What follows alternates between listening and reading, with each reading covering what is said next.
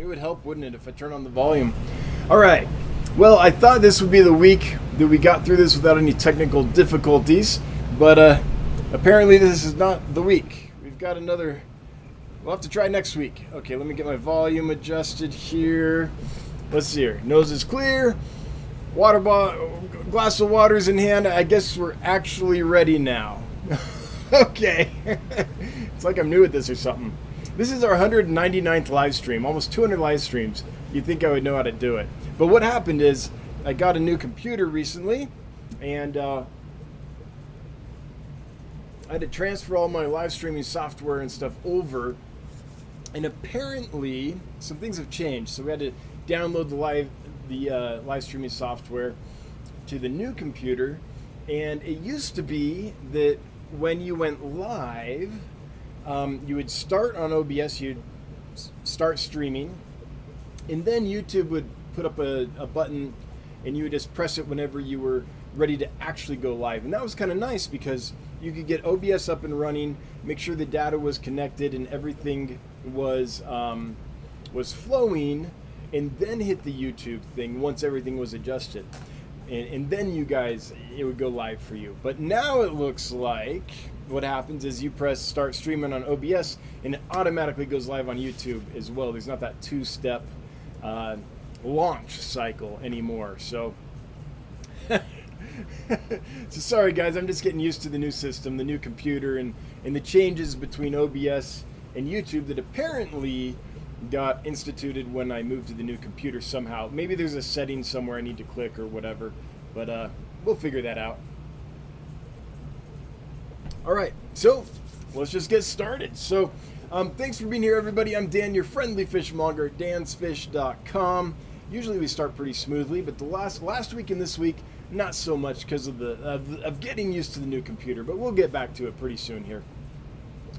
We start every live stream with a shipping report. So we let you know how shipping went, and I'm happy to say that since we last talked, there was one delay. There was a box that was supposed to arrive on a Thursday in Florida, got delayed, arrived on a Friday, but there have been no losses reported. So even the Millennium Rainbow, the the Glossolepis pseudo-incisus that we were worried about last week because it arrived to the customer stressed, the customer got back to me and it appears that fish is fine now. So that's good news. I'm happy to report that. So things seem to be going fairly well. There is one issue I want to talk about though. I got an email yesterday, I believe, from a customer who got some fish from me that arrived, I think last week is when they arrived. I can't remember the day, but I believe they would have arrived on Tuesday. And they got to me yesterday and they said, oh man, my fish have ick now. And so I talked to them, made sure they had the medicine on hand and everything. But they said, since you quarantine, I didn't think I had to. So I want to talk about this a little bit because I often get the question, people know my quarantine procedures, and I often get emails that say, do I need to quarantine since you did? And the answer is yes, it would be good to do. So I want to dig into that to start with, and then we'll get into your questions and comments. So first off, I think we need to define what quarantine is. I think a lot of people have in their mind that quarantine is the same as medicating, and it's not. Treating and quarantining are two different things. All quarantining is separating something from the general population. So in this case, it would be if I get new fish in, I don't want to add them to my big show tank. I want to make sure they're good from the trip and they're healthy first. So I would just keep them in another tank, separate from the main population for a while, a couple weeks, a month would be good if possible. Why would I do that? So when I get the fish in, I do the quarantining. When necessary, we medicate, we do all that. But here's what can happen. There's three things that can happen if you get new fish in a tank to create an ick outbreak. Number one is that my fish could have ick or some other disease that's latent, meaning it's not manifesting. I mean, we don't see it. And I haven't seen ick in our system for, I think it's been a couple months. We have not had a problem with that. We have had some velvet, but ick we actually have not seen in our system in any of our tanks for, I think, a couple months. Mandy will correct me if I'm wrong on that, but it's been a while. So our fish, we quarantine them, we get them in.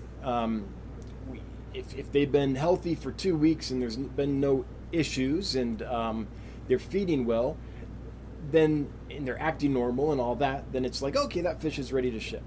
So we ship that fish out. Now, if you get that fish and that fish had a latent case of something, let's just call it ick, but it could be anything, the stress of shipping could compromise the fish's immune system to the point where the disease has a chance to like take hold and manifest, right? Instead of becoming latent, it becomes active, or noticeable, I should say, right? We start seeing symptoms of the disease. With ick, it would be the white spots. So that's scenario number one. Even though we quarantine and treat and do all the things that we do here, it doesn't mean that when a fish goes through the stress of shipping and the stress of getting into a new tank and learning a new environment and adjusting to new tank mates and new foods and water parameters and all that, that could not compromise the immune system to the point where it comes down with an illness. Just like you or I might, if we were, think finals week if you're in college, right? You're cramming and cramming and cramming, you're getting all your papers done, you're not sleeping enough, you're stressed, and then after finals week, you probably get sick. Right?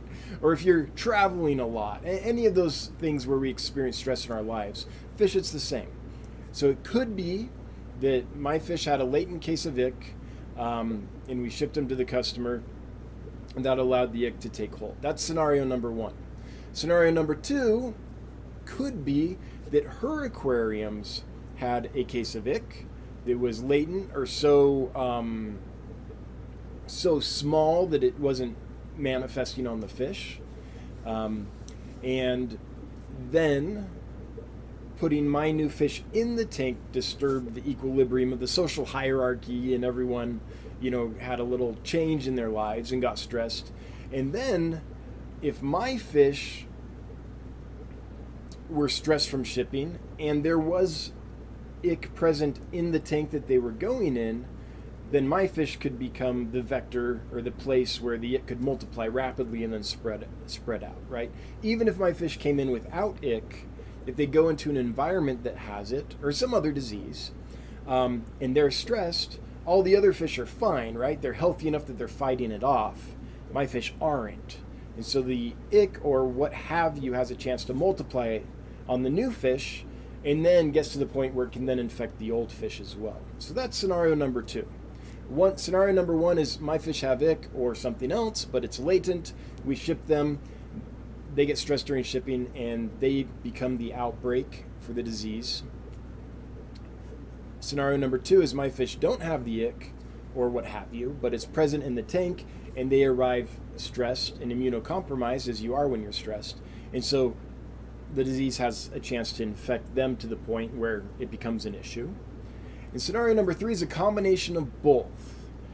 Perhaps my fish have it, and perhaps in the new tank they have it, and it's not manifesting in either place, but with all the change and the stress of shipping and the disruption to the aquarium with the addition of new fish and all that, then the disease can take place. So in my mind, the best thing to do for folks getting fish from me is to quarantine. If you can. That just means keeping them separate from the general population, right? I'm not saying you have to medicate. You can quarantine and observe. So you can just watch them in the tank. Leave them in there for a couple weeks. Is everyone okay? Nothing's broken out. Everyone seems to have recovered from shipping and is colored up, is not stressed, is eating fine, all that, and has been for a week or two. Great. They're probably okay. Now let's put them in with the general population. Also, it makes it really easy to treat if a problem does manifest. So that's kind of, I guess, the difference between quarantine and treatment. One is just separation, and sometimes when you're quarantining, you need to treat. And sometimes you prophylactically treat, depending on the case that you're in. But when you get fish from me, that's what I would suggest is the wisest course of action, because despite everything we do, and we do more than I think anyone would expect, right? To quarantine the fish, get them healthy, make sure they're good before we ship them. We're not talking about surgical instruments that you can autoclave and actually get pure of any issue, right? You can actually sterilize a surgical instrument, right? You can put it in hot steam, everything that could possibly be on it that's bad dies or is killed off by the hot steam in the autoclave, and you have a sterile thing, and now you can go to surgery without fear of infecting the person from that instrument. Well, we can't sterilize fish. They're living organisms, they're complex beings we can treat, but the other thing I want to talk about is treatment versus eradication. So just because a fish has been treated doesn't mean that the issue is completely eradicated. There's lots of pathogens, so many kinds, that are on any given fish. Usually the fish is healthy enough that its immune system can keep a balance between the pathogen load and the fish being healthy. And if you treat for one of those pathogens, the odds are that you'll take the population down enough that the fish can recover if you know what you're doing, right, and you're treating the right medicine for the right issue, for the right pathogen. But it doesn't mean that you're going to completely eradicate the pathogen. I've been to a few veterinarian conferences now. I'm working with an aquatic veterinarian, and they never talk about eradication. They talk about treatment. They talk about a treatment that will get the pathogen load low enough that the fish can regain its health. So the odds that a fish is going to be treated by me or by a veterinarian or by anyone else, and that means that the fish is going to be completely disease-free, well, it'll be disease-free, but pathogen-free, free of anything any organism that could cause a disease outbreak, is slim to none. So just be aware of that just because we treat fish and medicate fish doesn't mean we're able to eradicate every issue a fish could have. And that's another reason why I think the wisest course of action would be to quarantine the fish whenever you receive new fish, whether they're from me or anywhere else. So you don't have the issue of mixing the old with the new and mixing the old problems with the new problems and vice versa, right?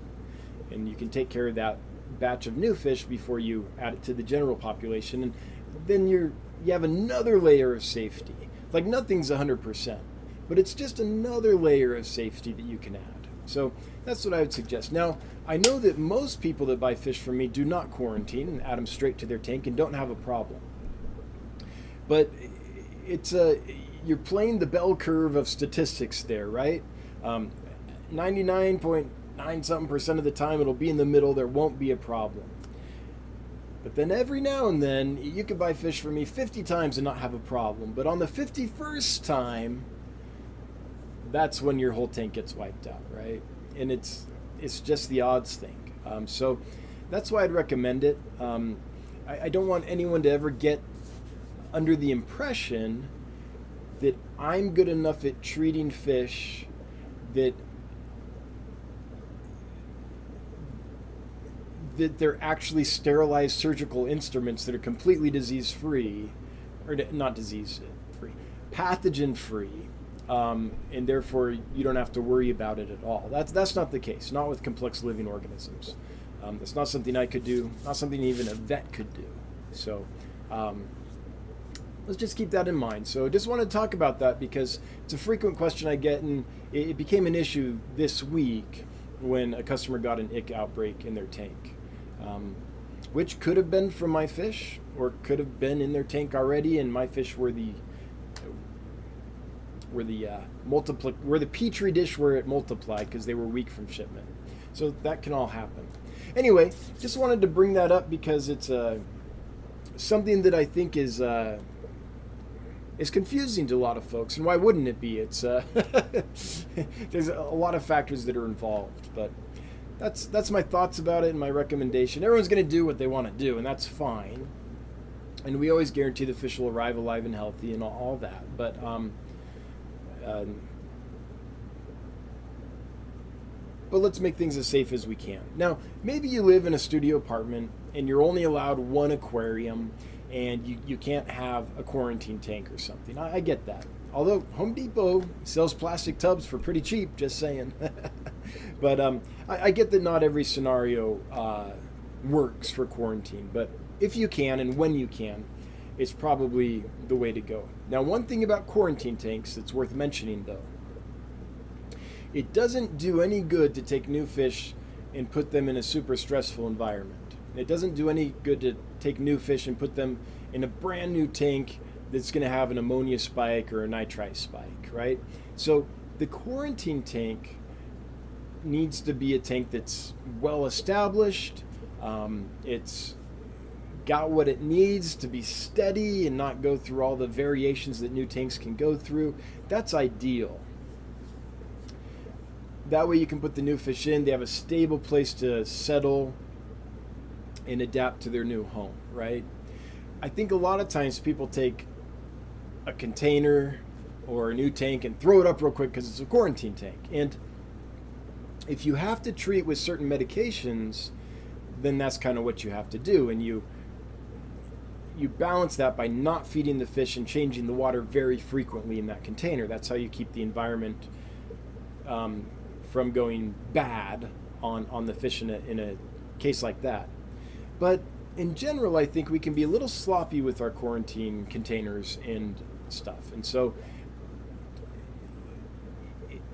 if we have something that's well established and it's not going to go through all the variations of new tank syndrome, and it's a tank that's been there forever and has been going strong, and we can put the fish in that tank by themselves and observe them in there, then I think that's the best case scenario.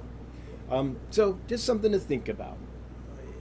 Just grabbing a container, throwing some fish in, and throwing in an old sponge filter maybe can work in some cases, but it's not nearly as stable and as comfortable for the fish as an environment that's been set up and going for some time. So something to keep in mind. All right, with that, let me give you a couple updates. First, I want to thank Alexander Engelhardt for throwing down a very generous super chat. Alexander, thank you so much. I think Alexander is single-handedly making it possible for me to go to the Triple Crown event in Louisville, which is actually a 4-crown event because the rainbow fish folks are going to be there, as well as the live bears, the killifish people, and the cichlid nerds. So thank you, Alexander. We appreciate your support very, very much. Thanks. And it's so generous. So I feel like I need to come up with something special to say, but just a sincere thank you. Let's do that. Anything else risks coming off as cheesy or forced or insincere. So thank you, thank you, thank you. Maybe you'll compose a poem one day to generous super chatters. A couple of updates. Got a new water heater installed down here today. So the old one, it's a tankless water heater. It supplies the whole room with fresh, warm water, so we can do water changes in the winter without freezing the fish. And the old one couldn't last just a couple months more until we moved into the warehouse. It started leaking in all the wrong places, and it was going to be a problem. So spent the day installing a new water heater, and then I got a message from the local high school. There's a couple teachers in the biology department that it's awesome. They have fish tanks surrounding their classroom, and how they teach about their students about biology is they take care of the tanks. That's a big part of it. What is an ecosystem, right? What's an organism in an ecosystem? What are the biochemical functions within the organism? What's the nitrogen cycle? All those things, like a practical way to teach biology, which I think is just awesome. Because I remember doing some sciences, and it was all you're reading out of the book and then taking a test, and it's like it felt so disconnected. So the way they're doing it, I like it. It's you can actually see the results in the tanks. You can talk about what's going on with the fish in the environment and all that. I think it's great. But they had some issues, so I ran up to the high school today to kind of help them. Took them some medicines and things. To one of their tanks is having an issue, and so that was unexpected. Got back just in time to like come down here and get this going. So it's been kind of a crazy day, but I did take the time today to go to the warehouse. There's been a lot of progress. I'm hoping this weekend on Saturday or Sunday to be able to get a picture for you guys.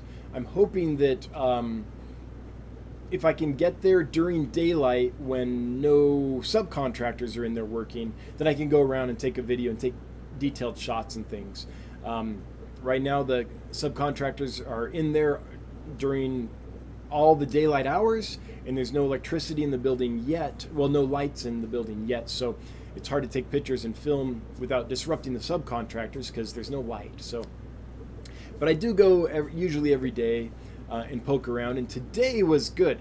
Today the big custom cisterns that we need for the surface well to be able to draw water from the creek safely arrived, and they're impressive. they're big boys, and it was awesome. I've seen the drawings. I know how it's all going to work, so it was cool to see them arrive and be like, be able to see it in the flesh. So that was great.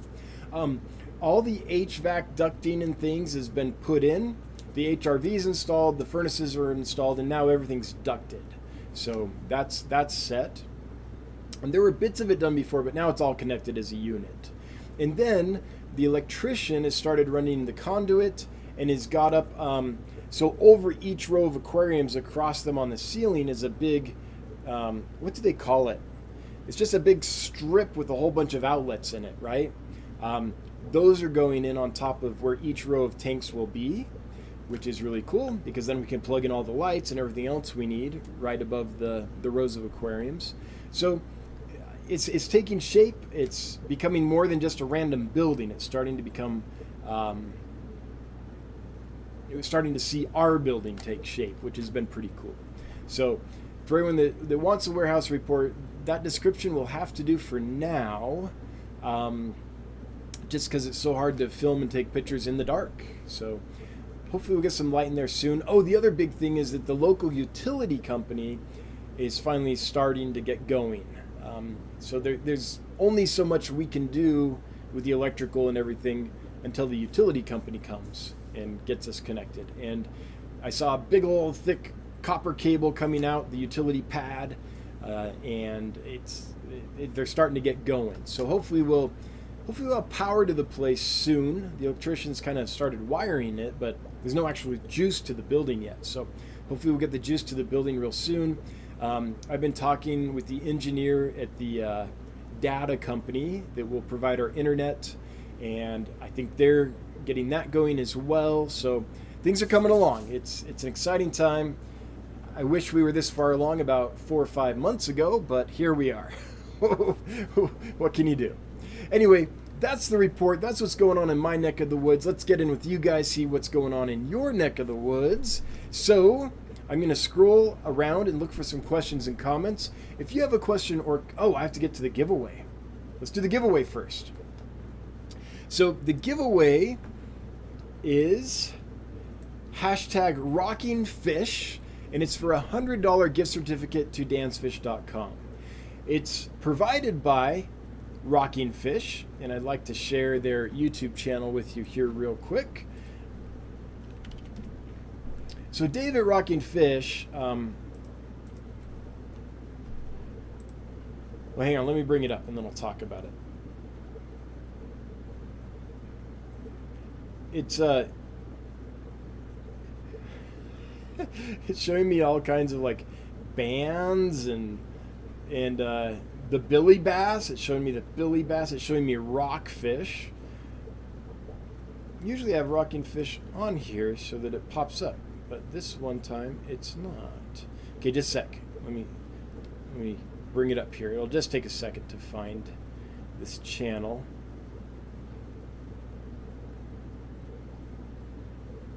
Wow, YouTube is not behaving. Usually, because I'm a subscriber to Rocking Fish, and usually it comes right up. Rocking Fish.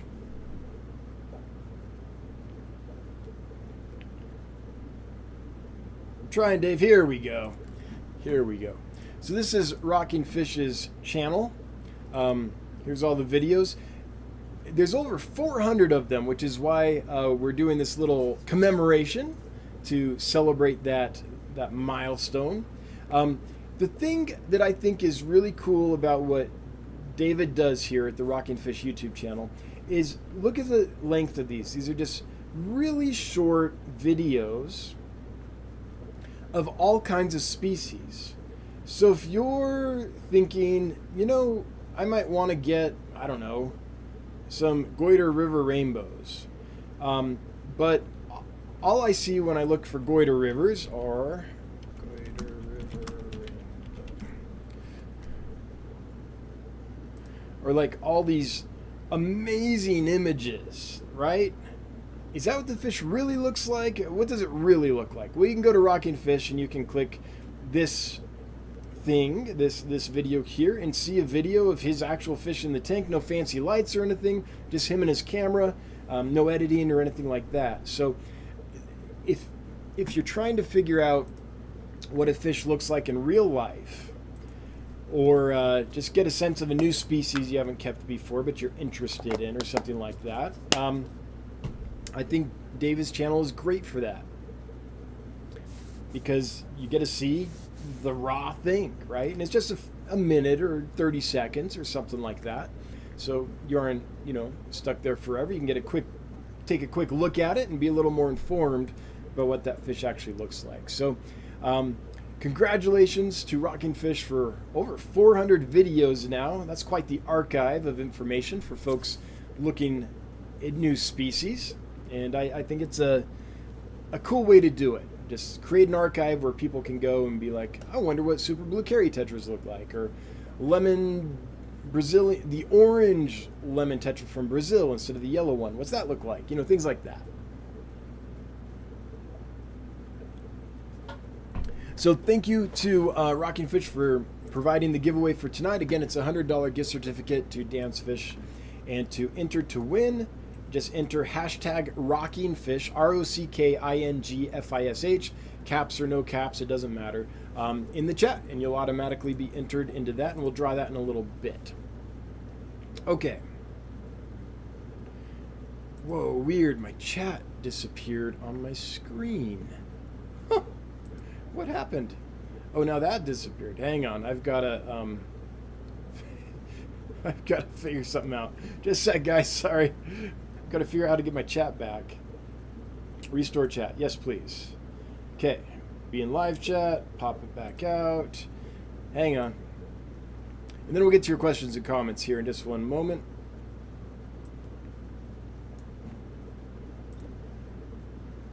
Oh, I see what I did. When I went big on the screen, it covered it up. It was still there. Got it. All right. We'll get to your questions and comments now. If you have a question or a comment for me, if you would make it hashtag Dan's Fish, that will make it nice and bright yet orange like this box here, and then it makes it really easy for me to see it. Before we get into the questions and comments, I just want to thank my moderators for being here, doing what they do every week, and making this stream work. Couldn't do without them. So thanks to all my mods for being here. Really appreciate you guys. Happy holidays. Thanks for doing what you do. When I reopened chat, it like cut off everything that came before. So if you left a question or comment before, would you repost it? Because I can't see it.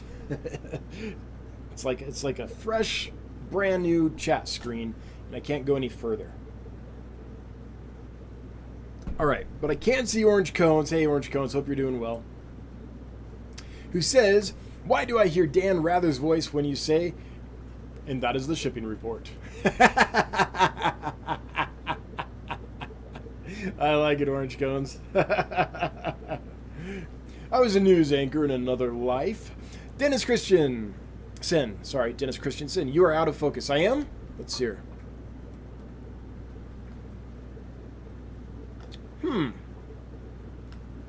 Does everyone concur with that? Has everyone else seen me out of focus? So on my screen it looks like I'm doing okay. Let me know, folks, if it's just something going on in Dennis's world or something going on in everybody's world. Thanks for letting me know, Dennis, because if that's a general issue, then I would like to fix it. No, looks clear to me. You seem fine. You're good. Okay, so Dennis, it might be worth refreshing your screen or something. Unless everyone just prefers me out of focus. Some faces are better out of focus. People are like, no, you're good, keep it there. Oh, that's funny. Let's see here. I see Get Gills responding to Bob Purcell saying, absolutely, we love feedback. What was Bob's question? I'm just curious. But yes, we live by feedback, the good and the bad. Really, we don't shy away from the bad. It's what helps us know how things are actually going, so we don't live in this little bubble where we think we're awesome, but everyone's frustrated and there's a problem, and then we don't address it, and then that's the worst case scenario. So wait, is it? I just saw it jump too. Hang on. I did that and I came back and then I saw the screen shift. I have it on the right mode, so I think we're okay. Bob Purcell, thanks, Get Gills. Nothing wrong with what's there. Just a wannabe plant nerd looking for additional categories. Okay, yeah. So we know nothing about plants, so any feedback about plants would be more than welcome. The proper way to list them and make it good for plant nerds, we would very much appreciate that. Although recently, I feel like on getgills.com we added quite a few these different categories: bulbs, stems, mosses, floaters, grass-like plants, swords, epiphytes, and rhizomes, and then other. But if there's something more we can do, let us know. Liquid Zoo Only Fins, you look good here. At least I look good somewhere. Master Aquatics, just call me Eduardo. You look fine, sharp, and winning. Well, thank you. You're beautiful as always, as Get Gills. Jonathan knows how to tickle my funny bone. Fine here, maybe. Yeah, okay. So it looks like it's fine for everyone, Dennis. Okay, a fish question. Awesome. EJ Fishes 76. What's your typical quarantine setup? And when you're not quarantine any fish, what do you keep in there? So I quarantine all the fish. When a new fish comes, it goes into its own tank, and it's observed for at least 2 weeks. Sometimes we take longer than that, but at least 2 weeks. And what the setup used to be, and you can find videos of this, if you go to YouTube, let's do it together, shall we? So let's just go to Dan's Fish quarantine. Let's see here. Yeah, here we go. Here's a very, very involved video on quarantining fish. I believe also we might have a playlist on it. Medicating and quarantine processes. There you go. If you go to this playlist, medicating/quarantine processes, you'll get more information than you ever wanted to know. I mean, you have to go through some maybe bad video quality, bad production quality on some of it, because that was quite a while ago. Still figuring out how to make that stuff work at that point. But the information is real. So check that out. You'll get way more than you wanted to know. But we've changed things since then a little bit. So here's the big factors that decided to change. One, we're moving to a new facility. We're calling it the Fish Warehouse, where we're going to have constant flow through, which makes it really difficult to use medications. We can shut off the flow to any tank at any time and do that, but my thinking is the constant fresh water might be more beneficial to the fish in a lot of cases than medicating. It's not gonna, medication helps a lot, but it's also a bit of poison, meaning your liver or your kidneys have to metabolize it, so it adds stress to your system. It makes your internal organs work a little harder, and can have effects that just stress the body out in general. So my thought is when we're in the warehouse, what we're going to want to do is put the fish in a new tank by themselves. Let that fresh water just flow through and flow over them like they're in a river. And I think that might do more in most cases to get the fish recovered and healthy and happy and fat and sassy, as we like to say, than using medication. So for the last it's been a couple of months now, we've been playing with different things like that.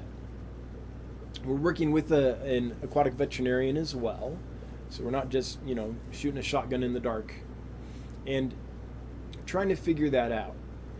So I think the protocol in the new warehouse is going to be, whenever we're going to put new fish in a tank, we take the old fish out of the tank, or we sold out or removed them somewhere, right, to free up a tank.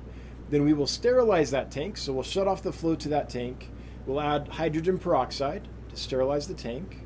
Let it sit in there for a couple hours. There's no filter in the tank. It's just a bare aquarium, just glass at that point. Glass and an air stone is all it's going to be. So that should get it nice and clean. Then we'll turn the water back on and let it run for a couple hours. That'll flush out all the hydrogen peroxide and everything. Although the hydrogen peroxide will pretty much be inert by then. We'll flush all that out. So now we have this nice sterile tank, and if the fish that were in there before had some kind of disease, it's been sterilized, right? Or pretty darn close, at least. Not a lot of stuff can survive being blasted with hydrogen peroxide. There might be one or two things, but we're pretty clean at that point.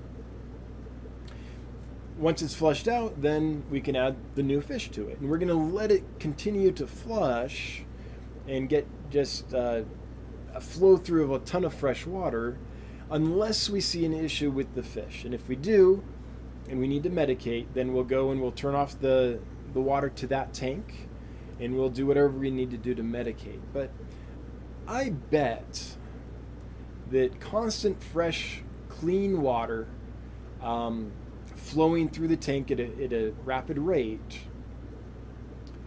is gonna, in most cases, be better for the fish than medication. Basically, if you can get a fish healthy without medication, that's probably better. It's better in a lot of ways. It's easier on their body. You aren't introducing the possibility of introducing any chemicals into your local water system or anything like that. You're not creating any immunity or anything, any super bugs that are now more resistant to antibiotics because they've been exposed so many times. All those things that can happen with medications and antibiotics, you take that away. So that's EJ Fish's 76. That's where we think we're going. Right now, we're kind of doing a mix of that and of still medicating prophylactically in some cases. And I'll learn from the system. So, like samurai gouramis, you got to prophylactically treat. There's certain fish that are collected from the wild still and come from black water environments and are just not used to any of our pathogens. And so it's good to get them recovered from shipping before they get exposed to the pathogens, and you can do that with antibiotics. I'm curious to see, though, in the warehouse with the constant rate of fresh flow, like I'll do some A/B tests where if I get a shipment of, say, samurai gouramis in, I'll put half of them in one tank and half in another tank. One tank will do what we currently do, which is prophylactically treat them. And in the other tank we won't. We'll just have the fresh water going through, and we'll see what the result is. Maybe the fresh water is enough that we won't have to prophylactically treat species like that in the future. But I'll learn what each species needs in the new system as we get it up and running and get more experience there. So anyway, that's the thoughts about that. Tyler Brown, cheers to you. Quickly gonna wet my whistle. And we have 200 viewers here. Thanks for being here, everybody. 200 ain't bad. I'm happy with that. Where's Tyler Brown? The chat jumped, wouldn't you know it? As soon as I said your name, Chat's like, and it jumped. There we go. What is your opinion on aquarium lids? One person says it affects parameters. I don't understand how. So first of all, I'm a believer in aquarium lids for many, many reasons. And I'll talk about parameters and their effect on them in a moment. But first off, it makes the room that the aquariums are in a lot more pleasant because you have less humidity, less evaporation going on. If you have a room full of fish tanks with no lids, it can get pretty dank in there pretty quick, and you can start getting mold, it can start smelling, the air feels stagnant and gross. Yeah, it's just not a good feeling. So I like it for that. Second thing is, lids keep fish from jumping, and I've had all kinds of fish jump. Rainbows, killifish, bettas, like you expect killifish and bettas, but rainbows, swordtails, pandagara, just lots of fish that you wouldn't think were jumpers. I've even had a Cory jump, for crying out loud. Corydoras. Last fish I'd expect to jump, every now and then they do. So they keep the fish in the tank along with the humidity, and I really like that. So now there are rimless tanks where you want the plants to grow. If you're doing a planted tank, some of it immersed, that looks really good. You can have a piece of wood that goes up and out of the column and plant that, so it's more like a fuller artistic piece than just an underwater piece. So there are some reasons not to have a tank, but in general, if having a lid isn't going to screw up what you're trying to do, I would have a lid every time. So how does not having a lid affect parameters? Really, I think the main way is through evaporation. So without a lid, you're going to get a lot more evaporation, and if you just top off, then over time, a lot quicker than you would with a lid, you're going to get your water getting harder and harder, and waste components are going to build up more and more. So if you have a lot of evaporation, you have to constantly replace that, then all the minerals and things in the water are not evaporating and are getting concentrated. So that's one way I could see it affecting parameters. Besides that, the only other way I could see it is stuff you're using around the house that maybe shouldn't get into an aquarium, could get into an aquarium easier if it doesn't have a lid. Say the tank's in your kitchen and you're using cooking spray, right? You're oiling up a pan to cook on, and some of that spray goes over and gets in the water. You know, stuff like that. A lid can help prevent that. So some of those chemicals and things, if they get into your water, they can alter your parameters quite a bit. If you're using, I don't know, ammonia for some reason to clean something, clean your windows, and that drifted over to your tank and you didn't have a lid to prevent it getting in, that could be a problem. And then your ammonia parameter changes. So there are ways it can do it, but the main one I think is evaporation. And maybe there's other ways that I'm not savvy to, but that's the one I'm thinking of. Stephen P. 2003 Aquatics, throwing down a $10 super chat with a flex. Thanks. I mean, I should stop doing that. It used to look good when I flexed. Now it's just like, oh, that's all? Really? What? That's it? What is this hanging down here? I got to work out. So Stephen P. 2003 Aquatics has a video coming out tomorrow that I'm part of, and a lot of other fish tubers are part of, talking about aquariums and the impact it's had on their lives, which I saw a little preview of it, and some of the stories I was unaware of. It was pretty cool. And I promise, Stephen, not Stefan, next time I send you a video, it'll be better. Poor Stefan, or Stephen, poor not Stefan. When I was recording the video for him, I had the new computer. I didn't have my software set up or anything, so I couldn't like edit it and render it or anything. So he got the whole like raw footage dump in its original form, its original size. So we'll do better for you next time. Liquid Zoo Only Fins, we're Busted Fish fan. Dance Fish figured us out. Yeah, it took me long enough. It took me almost 200 streams, but I finally did it. Just call me Eduardo, aka Master Aquatics. Are you still shipping livestock? Any deadlines? We are not shipping until after the new year. This close to Christmas, there's too many delays. Just USPS, FedEx, and UPS are all just slammed with all the holiday transactions. And so stuff is more likely to be delayed, and in the cold weather when stuff gets delayed, it's more likely to be a problem. So we're just prophylactically fixing that problem by not shipping until after the holidays. So before Christmas you get that, and then right after Christmas there's a backlog of packages that they have to clear. So usually by we're going to start shipping again on January 3rd. By then the backlog should be cleared out, and we should be able to ship again without an additional chance of delays, just the normal chance of delays, which is very small and doesn't usually happen. We want to keep it that way so we don't ship around the holidays. I like this username, some dude. I have 8 Melanotania siluensis, 14 Pseudomugil, see that 10 times fast, Gertrude, and about 10 Okefenokee pygmy sunfish in a planted 40 breeder. That sounds like my kind of tank, some dude. That sounds awesome. If you're all doing great, what else could I add? 40 breeder.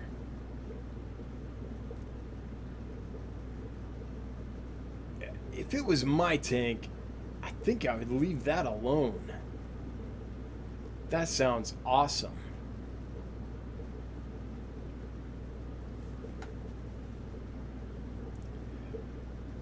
I mean, there's lots of stuff you could add. I guess here's a question for you. Is there a zone in the tank that none of these fish are occupying? I doubt it. The pygmy sunfish are going to be hugging the substrate and the plants and stuff a bit, kind of hanging out in those areas. The Gertrude and Siluensis will be kind of up more in the water column. So looking at that list, I'm thinking you're pretty good. But if there is a zone where the fish just don't hang out, then it might be worth finding a fish to fill that zone. So if nobody's on the bottom, right, maybe there's some cories that need to go in that tank, or some horse-faced loaches if you have sand, or a goby or something, right? That might be a good addition. Some Stiphodon gobies or something might be good. But if that's not the case, honestly, if it was my tank, I'd probably, if I felt like I needed more fish in there, I'd just get more of one of those species you already have. I think those 3 together would be amazing. It's all just up to the, beauty's in the eye of the beholder. But to me, that tank seems awesome. But again, if you can identify a zone where you have no activity, then I get something to fill that zone. Stiphodon gobies come to mind. They'll hug the surfaces really tight. That might be a good one. Hey, who's throwing money at us? Kelly Foreman's throwing money at us. Merry Christmas to everyone at Dan's Fish. Thanks, Kelly. Right back at you. We appreciate you. Merry Christmas to you and yours as well. Thanks for the super chat. Always appreciated, never required, but it does make Brenda, my wife, super happy when money falls out of the computer screen and lands on my lap. Novice Aquatics. I put your @ there, but you said to add the hashtag. Wait.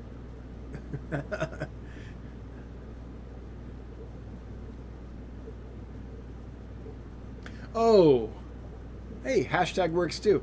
In fact, some people have said just Dan's Fish works as well.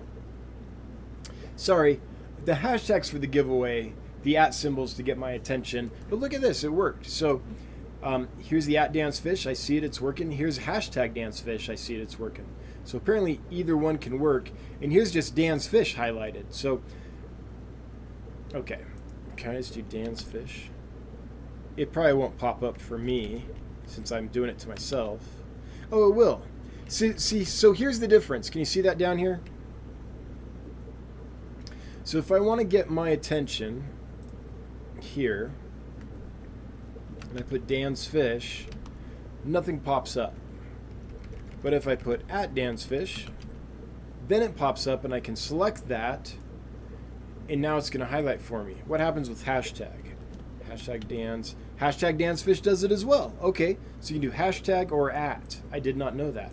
What happens if I just put Dan's Fish? Just testing Dan's fish. Dan's fish. And Dan's fish. Let's see what happens there. Okay, let's get back to real size here. All right, hopefully chat won't jump at me when I do this. I just want to see. They all highlighted. So apparently, you just have to type Dan's fish or some combination thereof. There's no space between these two. There is space. There are spaces between these other ones. They all worked, and I didn't put hashtag or @ and they're still all highlighted. So maybe that works. Can we get back to our normal size here? Nope. Hang on, I'm trying to figure out. There it is. Reset. Reset you. Okay, we're all back. Okay, good. So apparently, yeah, I didn't know that. Apparently you don't have to put hashtag or @ symbol, but if you do, you can select me, but I'm still seeing it otherwise. Interesting. Interesting. Okay, scrolling up since I jumped to the bottom to see what was going on. Okay, here we go. Bob Purcell, have you ever fed the archers live bugs so they could hunt and watch them shoot down the bugs? Yes, and I love it, and it's fun. I love it, they love it, everyone loves it. So I do that, yes. Basically, I just lift up the lid. You can get stuff on the lid, and they'll squirt it off the lid. You can even put like pellets up on the lid, and they'll squirt them off as well. But they get to hunt every now and then. Okay. Get Gills, please see Novice Aquatics comments above. I think I did. Oh, but I just talked about the hashtag. Then I stopped. Let's get to the rest. Can you talk about the difference between Epistylus versus ick and the best treatments? Hobbyists say increasing temp for Epistylus is bad versus ick. Okay. So they're completely different organisms. And Epistylus, is that one? I'd have to go back and look at my notes from the Aquatic Veterinarian Conference on Epistylus. I think the treatment for Epistylus, if I remember right, was Prazi and or a formalin-based, malachite green-based medication like Ic-X. The difference is vast, though. So Epistylus are these long, thin organisms that live on the fish. They don't feed off the fish. They live on the fish and feed off the water around the fish. But in order to stay on the fish, they kind of drill, if you will, an anchor point. So they make a hole in the fish and they anchor in with these hooks to stay fast to the fish. And when their population explodes, they just poke so many holes in the fish that it gets sick and dies. So that's what an Epistylus is versus ick, which is a different kind of parasite that actually burrows into the epithelium of the fish, into the skin of the fish, and encysts itself there and grows there until it can reproduce, basically. So one is anchored onto the surface of the fish and hanging off the fish, and the other is buried within the skin of the fish. That would be ick. That's why ick can only be treated in the free swimming stage, because when it's in the fish, encysted in the fish, wait, do they encysted in the fish? Maybe they don't, but when it's in the fish, it can't. The ick medicine can't reach it, and then the eggs, if you will, those are encysted, and it can't reach those either. That's what I think's happening there, as opposed to them being encysted within the fish, because if I remember right, ick is actually... No, I don't want to dig my hole any deeper. I can't remember if ick in the fish is encysted or not. That's what I'm trying to remember. But Epistylus is not encysted, so it can be treated. I believe at all stages of life, I believe, can be treated.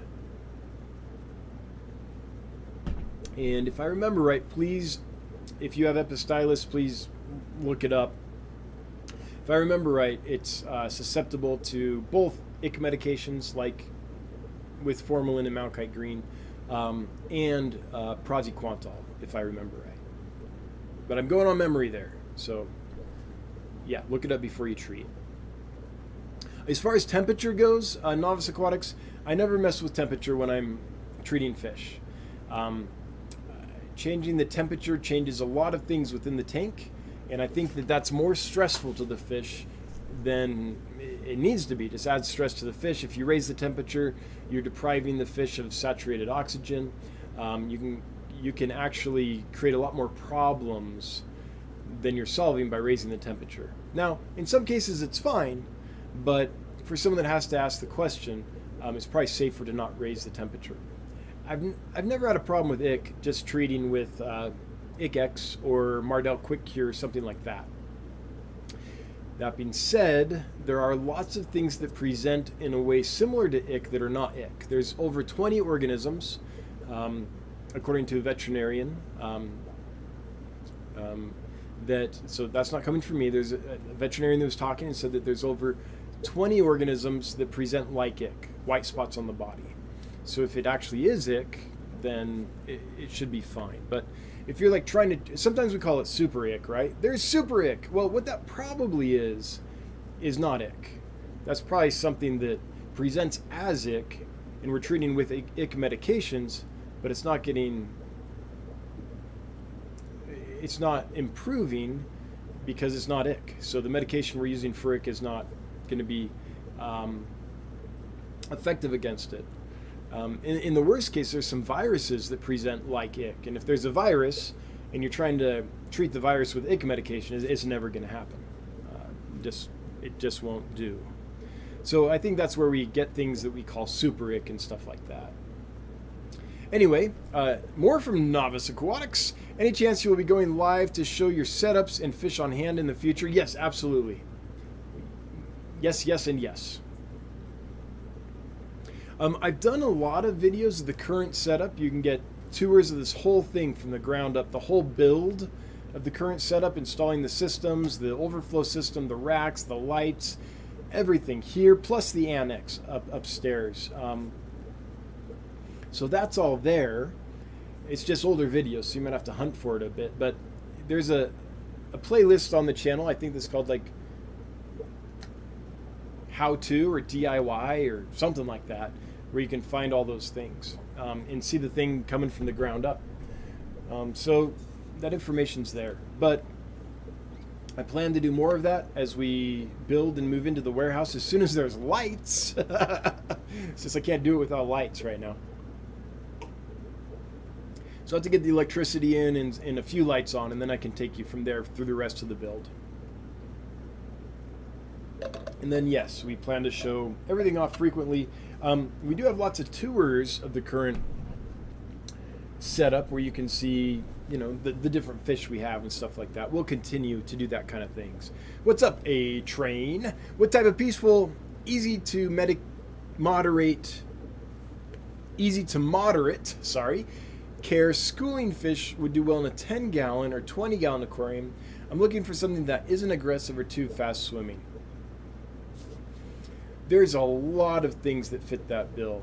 Dwarf amber barbs would be awesome. Celestial pearl danios would be good. What's the other one? Erythromicron. Celestichthes erythromicron. What do we call that? The dwarf emerald rasbora? I think that's a dwarf emerald rasbora would be good. Any of the Boraris species? That's like the chili rasbora, the exclamation point rasbora, things like that. Pygmy cories, pygmy hatchet fish. So if you had a tank, right, and it's 10 or 20 gallons, you could do pygmy hatchet fish up top, or like a wrestling half-beak or platinum half-beak up top. Most of those will stay pretty good up in the top area. You could do a miniature killifish too, like Aplochilus blockii or Aplochilus Kirschmeyer or something like that. Little pike killifish that stays at the top. Clown killies might be another good option. Get a couple floating plants there. so they have a place to call their own. So that's your top layer. Hatchets, half-beaks, maybe rocket killie. I'd pick one of those species. Get a few of them up there. Nice group of them. Then on the bottom, you could do pygmy cories or Habrosis or Histatus, one of the small Corydoras species. You could also do like a dwarf loach species, like a rosy loach or something like that instead. Just something small that stays on the bottom. And then in the middle, you could do ember barbs or the Barara species or CPDs, celestial pearl danios, dwarf emerald rasboras,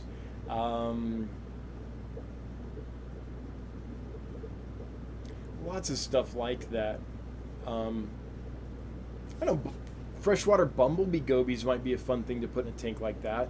But I would, if you divide the tank up into 3 zones, top, middle, and bottom, then you can select a species for each zone, and you can get a decent number of them in each zone, and that to me is a nice tank. Something with some fish in each zone, but a good number of each species, instead of just onesies and twosies here and there. To me, that's what I like in a tank, but everyone's a little different. But that would be my suggestion. 226 are here. Let's see if it drops. Usually when I say how many people are here, it automatically drops. Yep, there's 225. It's a self-fulfilling prophecy. But 223. Everyone's like, yo, he saw us. We're out of here. Peace out. But thanks for being here, everybody. I'm glad that we have such a good group in tonight. That's awesome.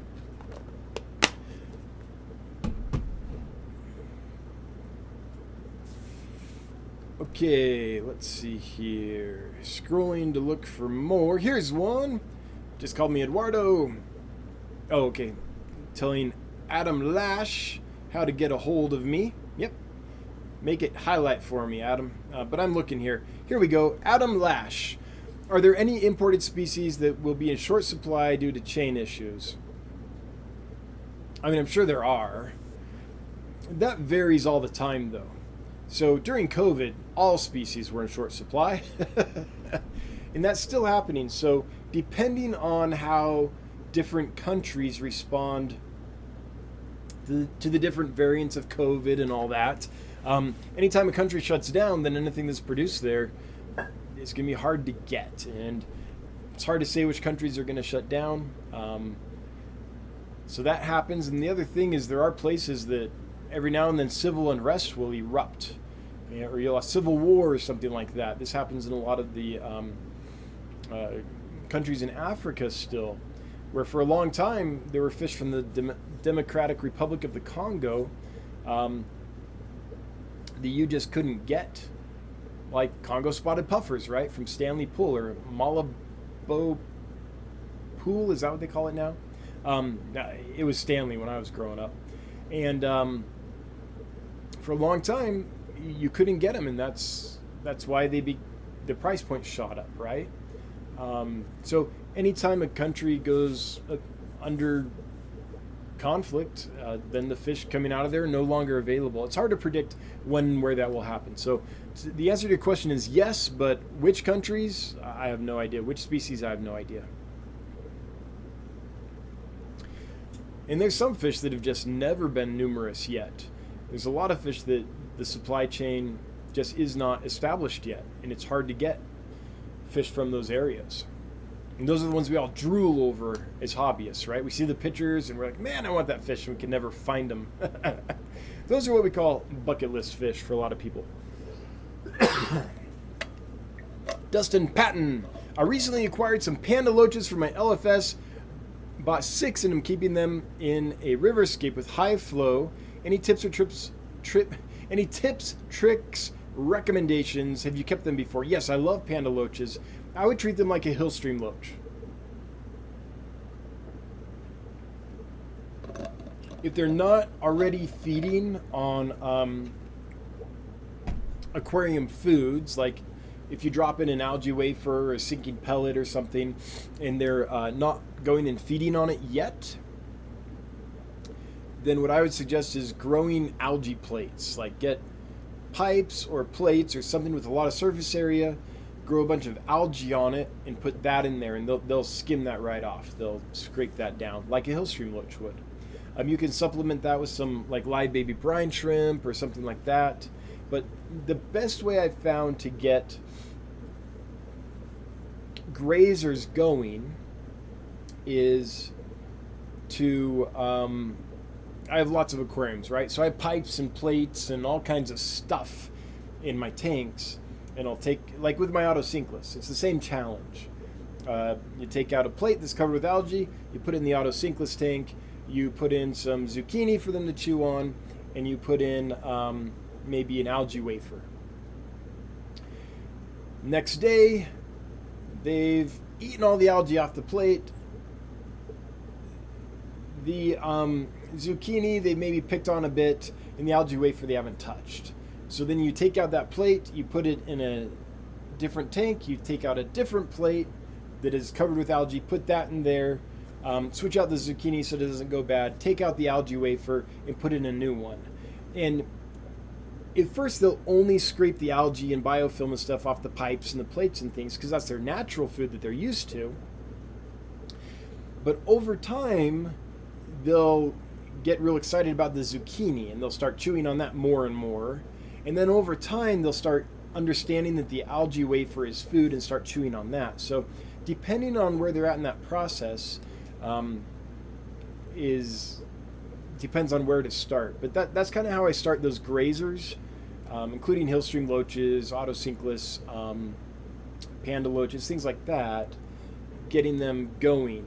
Because the challenge is, if you get grazers in and all you do is feed them a food that they're not used to, often they come in already compromised, right? They already haven't got food for a while. In the wild, they eat all the time. And so they aren't a fish that has massive fat reserves or something. They're used to eating all the time. That's what their metabolism is geared to. Just constantly eating. Now the food might not be super highly nutritious, but it's constantly going through them. And so by the time they've gone through the supply chain, often they haven't eaten for a while. And you don't want to draw that out, right?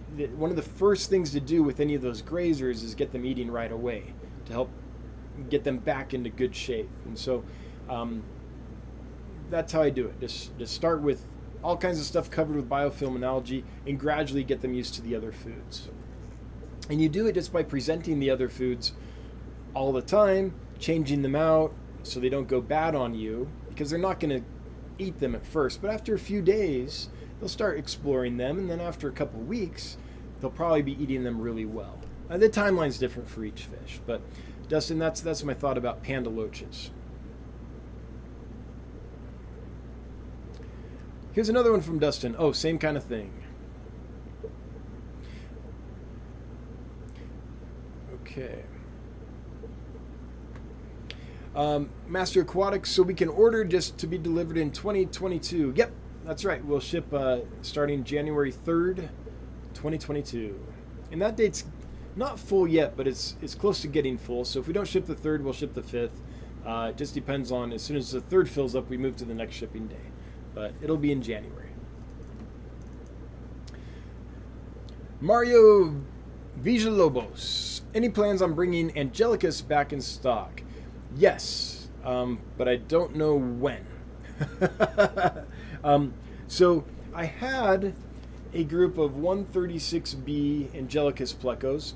Geez, I had those suckers for, well, I've still got them, for 6 months or so. Sold all of them except for 4.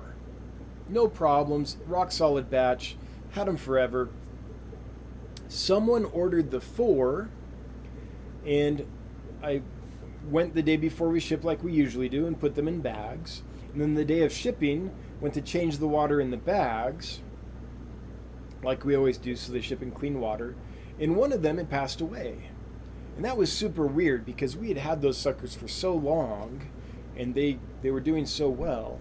So I still have the 3. I contacted the customer. I said, look, I don't know what's going on, but it's weird that one died. So I just canceled the order and gave him a refund because I didn't want a chance sending fish when there's only 4 in the group and one's died. It's like, are the other 3 going to die? I don't know. But I still got the other 3. I'm just observing them for a while to make sure that there aren't any problems. And then if they're still doing well, by the new year or whatever, then I'll list them for sale again. So I do want to do more Angelicus, and I've got a few. I'm just not. It's so weird when you have a fish that's doing well for so long, and then suddenly one of them dies. It's just, what's going on, right? Is it just a random thing, or is the group, like, after all these months, suddenly developing something? And of course, the day before we ship, right? Ain't life fun? Murphy strikes again.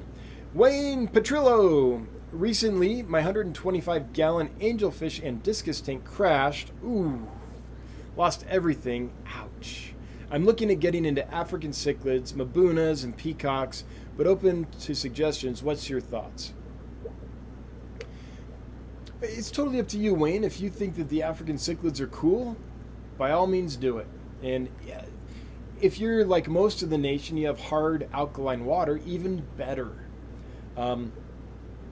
What I would suggest, if you're going to do mabuna, you have to be careful which peacocks you put in there. Mabuna can be pretty aggressive and can beat on peacocks. And it has to do with sizes and all that. So get to know your cichlids well. Mabuna, peacocks, haps. Then you have the Tanganyika stuff, right? So if you're new to them, what I would do is start with some of the easy ones. Get to know those fish because they're all very different. Some mabuna are hell on wheels and will kill everything. Others aren't that aggressive. And if you're going to mix mabuna and peacocks together, you don't want to accidentally get a species of mabuna that's going to wipe out your big, beautiful peacocks, right? So I would say just get to know them really well before you pull the trigger. And I'd start off with, I don't know, yellow labs or some of the easier, less aggressive ones. Some dude. To add on my question, how many of your true Siamese algae eaters could I add? BBA, brown diatom algae, green spot, etc. Oh shoot. Some dude, I can't remember how big your tank was, but in a lot of cases I would not recommend a Siamese algae eater because they get big. I don't know of anything that can eat green spot, maybe scuds, but green spot is, maybe nerite snails as well. Green spot is just so tough though that most fish, even if they do eat some of it, they're not going to get the glass perfectly clean. So green spot's something that you're probably just going to have to scrub off the glass. Maybe a nerite snail. Brown diatom algae, I would, blackbeard algae. Man, scuds would be great for blackbeard algae and brown diatom. If you're not against scuds, like I would recommend putting a group of scuds in there. Put them in at night. If you have gravel in there, great. They'll burrow down in the gravel and enough will live that you'll get a population going, hopefully, usually. If you have like driftwood and stuff, places for them to hide, and you drop some scuds in there at night, then the odds are that enough will live, you'll get a little population going in there. And that's the best algae control that I can think of. And in a small tank, it's not going to be a problem. So the problem with Siamese algae eaters is they grow to 4 inches. They're big fish. And if I remember right, you had, was it a 40-gallon breeder? You could put a Siamese algae eater in there, but I think in a 40 breeder, yeah, you totally could. They're going to eat, they don't do a great job of cleaning sheets of glass. That's like bushy-nosed plecos, which isn't a bad fish actually for that tank. That might be a way to go, bushy-nosed pleco. Or some kind of miniature ancestris pleco, because those like algae. Autosynclus will help as well. They'll eat brown diatom like nobody's business. But the stuff that will eat BBA isn't going to be as good at the brown diatom and green spot and vice versa. So you need like a scraping mouth for the diatoms. So I go with Autosynclus or maybe some kind of dwarf ancestris species. And then for the BBA, that is one that the Siamese algae eater will probably be better at getting than a pleco or an Autosynclus. But I still think scuds are the best of both worlds. All right. Still 215 folks here. We must be doing something right.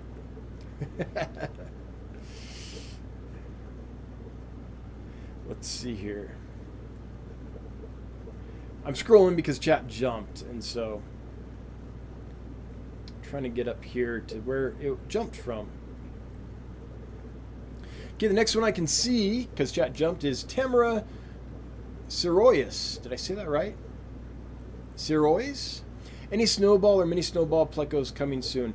I hope so. I've talked to that breeder, and I'm expecting to get a shipment with mini snowballs and ocelots and more super whites and zebra plecos, as well as some opal spot plecos, things like that. I'm hoping to get them in second week of January. That's the plan. We'll see what happens. Importing fish is still never quite stabilized since COVID threw everything, but timelines just get weird. But that's the plan. Brad Waiter, why are more people not importing wild discus from Santarum discus? They're the craziest discus I've seen, but can't source them here in the U.S. I don't know. I don't even know what Santarum discus is. But I hope you find a way to get them. Oh, Tamara Soris. Sorry, I meant sultans. I have a bunch of sultans available now, don't I? Let's go to the website, shall we? Okay, dansfish.com. Sultan. Do I not have those? Yeah, I've got 12 of them available, so those are available right now. But the others, like the minis, I do have snowballs as well. Man, Tamara, I've got you taken care of. Let's see here. Snowballs, that's L201. Yeah, we've got a dozen snowballs and a dozen sultans, so we can take care of you there. The mini snowballs we won't have for a little while. Hopefully in January we get them, and so hopefully they're quarantined and ready to sell by the last week of January or something like that. But yeah, the snowballs and the sultans are doing great if you want some. Wayne Petrillo. To add to my question, I have a pH of 8 and TDS reading 185 to 190, so that's why I'm looking at African cichlids. Yeah, that's awesome. TDS doesn't really tell me anything. But if you have a pH of 8, you probably have quite a bit of carbonate, calcium carbonate, buffering and stuff in the tank. So yeah, sounds perfect. And there's nothing wrong with liking African cichlids, man. Yeah, there's a lot of really cool species in those lakes. I would just say really research the species before you get them so you don't have a bloodbath on your hands. Bunny Viper, good to hear from you, lady. Hi, the Akaio killies have stolen my heart. They are so beautiful and absolutely fascinating. My 3 became 11. I'm about to double their swimming space by both gallons and lakes. Can't wait. That sounds awesome. I bet they can't wait either. And I'm glad they're doing well for you, and I'm glad you like them. Killies are my favorite. Always will be. Hobbs, 1911. What floor cover do you use? If just concrete, do you seal it in any way? So down here, I have an epoxy seal on the floor. And then a clear coat on top of that with some grit so we don't slide. Because epoxy, when it gets wet, if there's no grit on it, is like an ice skating rink. In the annex, we don't have anything on the floor. And right now, in the warehouse, we're not planning on putting anything on the floor, we think. We're hoping, we asked for a rough finish on the concrete. It didn't come out as rough as we wanted. We're hoping it's rough enough. If it's not, then we might put down some kind of clear coat with a grid on it, just so no one slides around. Yeah, that would be a bummer. So that's the plan right now. Liquid Zoo Only Fins need to have Stephen P. 2003 Aquatics, aka Not Stefan, come and do a fancy video for his opening. Yeah, of course I do. I do need that, Not Stefan. I need that.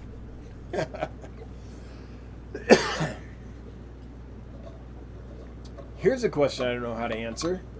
Not one do. What is your tank water ORP level at? I don't know what ORP is. You down with ORP? Yeah, you know me. You down with ORP?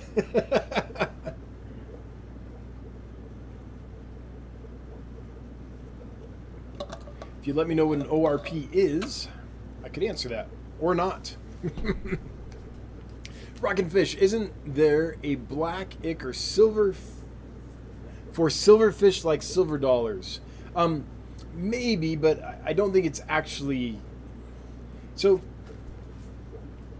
I made a video about this a while ago, showing some angelfish that had some white stuff on it, and I called it ick.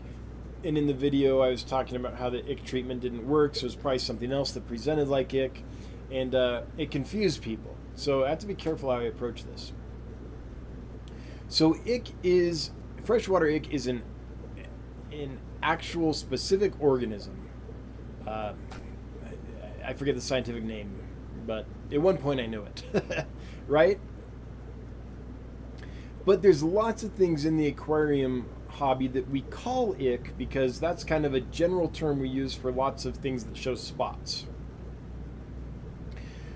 Now, I don't know if everyone that calls a fish with spots on it, whether they're white or otherwise, someone that calls that ick knows that it's not necessarily that organism that's causing the issue or not. But ick at this point is kind of like the common name for fish. Like, if you call a fish a guppy, that's true, it's a guppy, but it's not as specific as calling it scientific name, right? So the ick organism has a specific scientific name. It's its own thing. If there is a black ick on silverfish, it's probably just a different organism that presents as a black dot. So that's my thoughts about that. But I don't know about black ick, so I'm just guessing, kind of winging it here. But my guess is if there is a black ick that presents on silverfish, that it might be a different organism than the actual Ichthyopterus what is it? I gotta look it up now. Ick. International Council for... No. Maybe if I do ICK? Okay. Ick fish. Yeah. Ichthyopteridae multifilus. Oh, here it is. So this is the scientific name of freshwater ick. Right? That's an actual organism that creates white spots on fish, but we call that thing anything that creates white spots ick, and that's just not accurate. But we're a hobby. We're not a natural history museum, so we don't have to be accurate. Thai Aquatics. Info and situations change. Suggest a remake of your medication quarantine vids.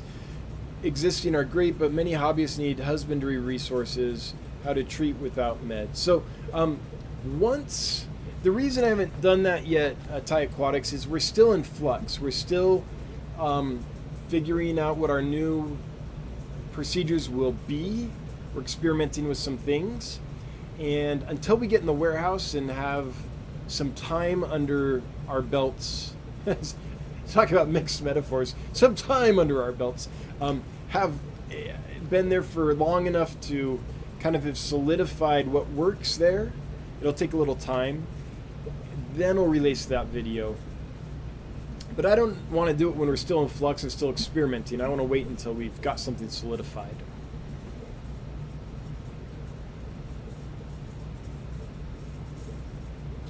Okay, aquarium cockpit. Why can't you use table salt for brine shrimp? You can. Who says you can't? Do it. I bet they hatch. Used it for a long time. My mother would get mad at me because she would go to bake something or cook something and the salt would be gone. Dan! Actually, I was in trouble, so it was Daniel Hotnet.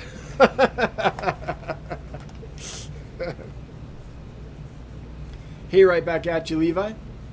Some dude. Hey, Dan, I asked earlier about my 40 breeder. How many of your true Siamese... Okay, I already talked about that one. Posiwi! What loves to eat hair algae? Bald people. Because then it'll grow on our head, right? I keep eating hair algae. I think it's working. What do you think? But honestly, scuds. Scuds love eating hair algae. If you want a fish instead of a critter, then perhaps Florida flagfish might be one to try. Although mine more spawned in it than ate it. But I've heard from other people that they eat hair algae. But I know scuds do, and they're awesome at it. Dustin Patton, thank you. I will definitely try that out. You're welcome, Dustin. Hope it works. Remember, I'm just a dude with some experience who's unqualified to talk about most things. So I've got a little experience about some things, but doesn't mean it's the end all be all by any means. Leo Contreras, hey Leo, good to hear from you. What causes the most issues in fish death when a shipping gets delayed a day? Is it temp or is it water quality? It depends the time of year. Water quality is ubiquitous, though. It doesn't like you could have a 75-degree beautiful spring day, and the temperature won't be in that case the issue, right? It'll be water quality. So they both happen, though. In the winter,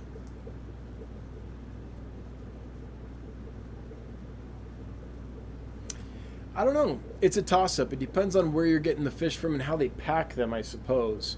For me, if there's an issue in the winter from a delay, it's probably temperature. The heat packs will give out after about 3 days. So if it goes more than 3 days, that could be an issue. Although, I had a package recently that was in the mail for a week and arrived in great shape. So it can still happen.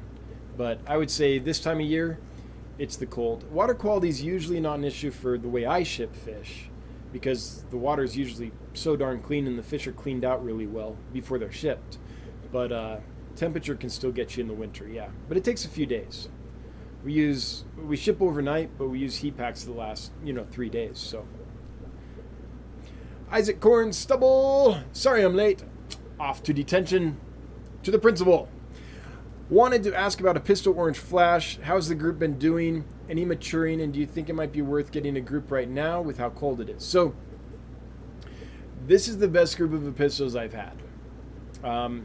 They came from a hobbyist breeder that's pretty local to me, so they didn't go through all the stress of being imported and stuff. They didn't come from a farm or any of that. They came from a fish nerd who takes really good care of their fish. I got orange flash epistos. I got blue dream shrimp.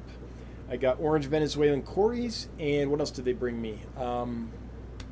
Celestial Pearl Danios. No problems. Had all those fish for, I think it's been at least a month now. No problems. So it's a rock solid batch. Are they maturing yet? No. I mean, they're still small. But the males are getting color. The issue with, so people want pairs of epistles, right? I can get you males because they're showing their color and they're obvious. The issue I have is the females. So the ones that are females or look like females, are they females or are they males that just haven't matured yet, right? Are they late bloomers? So that's what I don't know.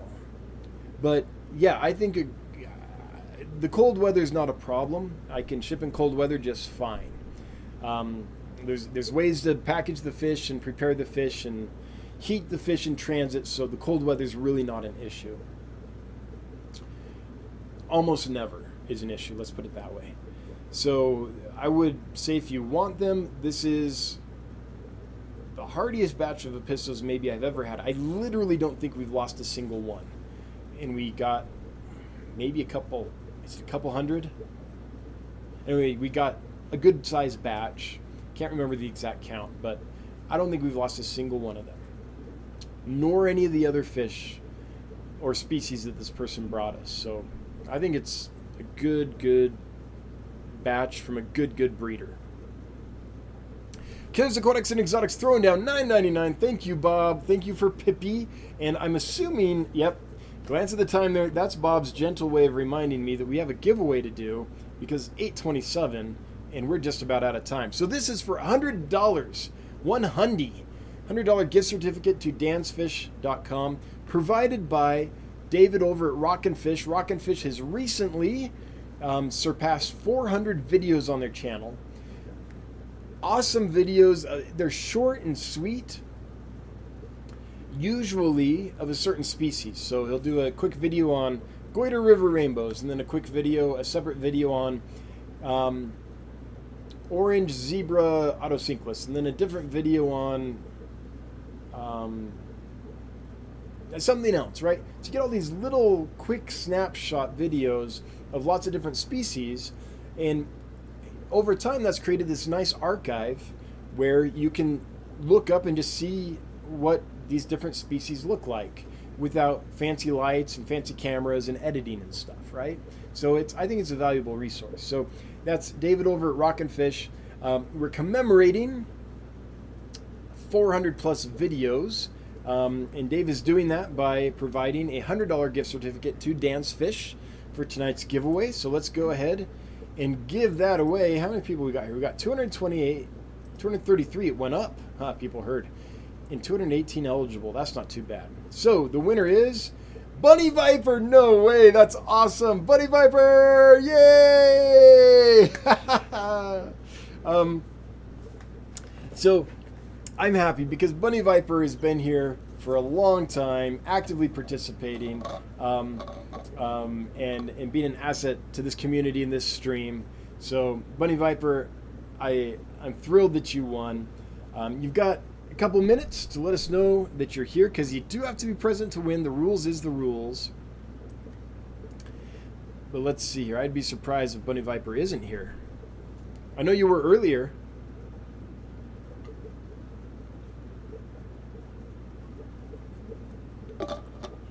Oh, come on down, Bunny Viper. You're here, right? Can anyone text Bunny Viper?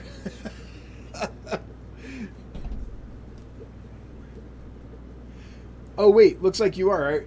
You just sent a message to Kelly Foreman, right? So you have to be here. Okay, so Bunny Viper is here. So Bunny Viper, if you would send me an email to dan@dansfish.com, then I will respond with a gift certificate for you. Whoa, did I win? I'm here. I knew you were here. It's funny. Your comment to Kelly popped up a little while ago, so I knew you were here. Yep, you won. Congrats, sister. That's awesome. Okay, we're going to go ahead and shut it here. It is 8:30. Thanks for being here, everybody. I want to thank my moderators first and foremost, just because what they do every week, being here and helping this stream function, is vital to the health of the stream. And I really appreciate them volunteering their time and helping me out and helping us out, right, as an event, as a community. So thank you. If Punchy Paints is going next, Punchy Paints, would you let me know? Because I'd like to send people your way if you're going next. Then I'd like to thank David over at Rockin' Fish for generously supplying the $100 gift certificate for tonight's giveaway. Thank you, David. Appreciate you very much for all you do, both in front of everyone and behind the scenes. You've been very helpful over the years, and I appreciate you. Let's see, I'm just seeing here's Punchy Paints going. While we're waiting to see if Punchy Paints is going next, thanks to everyone that left a comment or a question. I appreciate you participating and giving me something to respond to. Everyone that's lurking, hail the Lurker Nation. Everyone watching on the replay, thanks for watching. Better late than never. Punchy Paints is not going next. The internet is iffy in this wind. Yeah, you're getting a lot of wind down in Laramie, Wyoming. I think the storm that left us is now getting to you probably. So enjoy. It was fun. Anyway, last but not least, everyone that is listening on the podcast, thanks for listening. We will be back next week, same bat time, same bat channel. Until then, have a good one, everyone. Thank you so much. Oh, did I thank the super chatters? I did not. Sorry. Everyone that threw money at us, thank you. Always appreciated. Never required, but every bit does help. We are a startup, and we're growing like crazy, and so having some cash to burn is very helpful. Anyway, good night, everyone. Thanks so much. See if I can shut this. I don't know how to start.